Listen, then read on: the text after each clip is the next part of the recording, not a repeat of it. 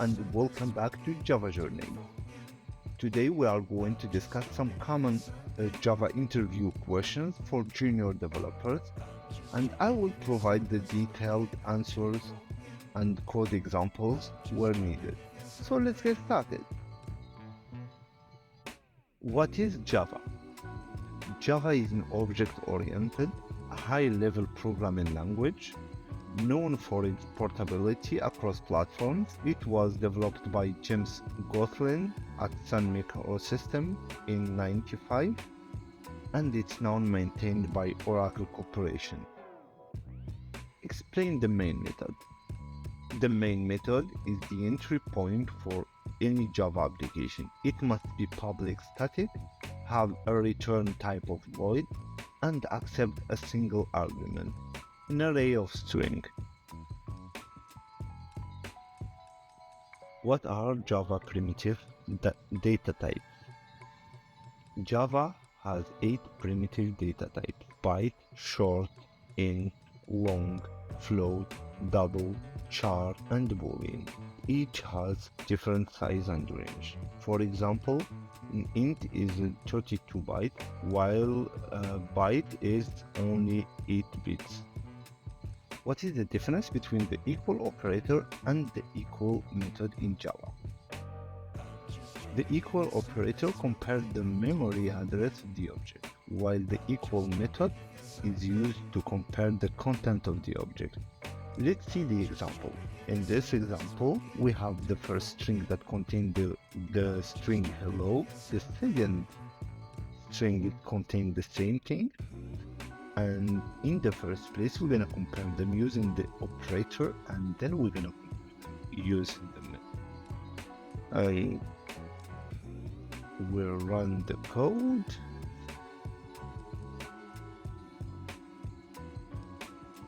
And as you can see, when comparing using the operator, it gives false since it's a different object. But when you compare just the content, it gives a true because it's the same content. Explain the different object-oriented programming concepts in Java. There are 4 main object-oriented programming concepts in Java: encapsulation, inheritance, polymorphism, and abstraction. Encapsulation hides the internal state and requires using a public method to access them. Inheritance allows a class to use properties and methods of another class. Polymorphism lets us use a single interface for a different data type. Abstraction helps us to create a simplified model of a complex system by hiding unnecessary details. What are constructors in Java?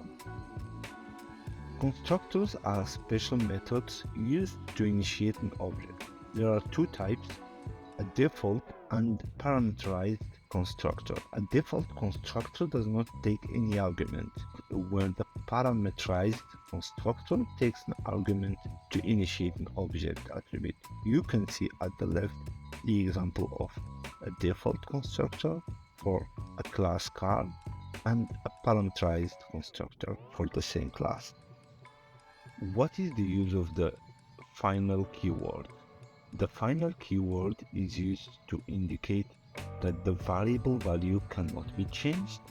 In case of a method, that the method cannot be overridden, and for a class, it means that the class cannot be inherited. What is exception handling in Java? Exception handling is a mechanism to handle runtime errors. Java provides try, catch, finally, and throw keyword for exception handling. Try contains the code that might throw an exception. Catch catches the exception. Finally, execute regardless of an exception. And throw is used to explicitly throw the exception. What is the difference between array list and the linked list? Array list uses a dynamic array to store elements, while a linked list uses a doubly linked list. Array list is faster for random access, while a linked list is faster for adding and removing elements. What is the purpose of interfaces? In Java, interfaces are used to achieve abstraction. They can have methods and variables, but methods declared in an interface are by default abstract. What is a package? Java packages are used for grouping similar classes, interfaces, and sub-packages. This helps in organizing the code and makes it easier to manage and maintain. Interviewers mostly ask this question to check if you understand the code organization. What are access modifiers in Java? Access modifiers control the visibility, accessibility of class, methods, and variables. This question tests your understanding of encapsulation in Java. There are 4 types of access modifiers: private, protected, public, and package private. It's where there is no modifier. Question 3. What is method overloading in Java? Method overloading allows you to define 2 or more methods with the same name in the same class. However, they must have a different number or type of parameter. It is asked to see if you understand how to use the same method name for a different behavior. You can see in the example, we have the class called calculator, and then we have 2 methods that has the same name.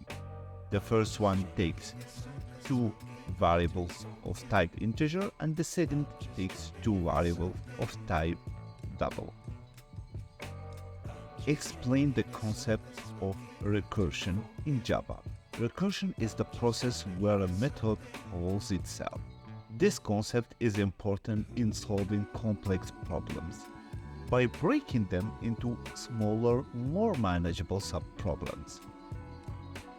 You can see a screenshot of the example. The class is called factorial, and it has a method called factorial that takes 1 variable. And within the method, you can see that we call the same method.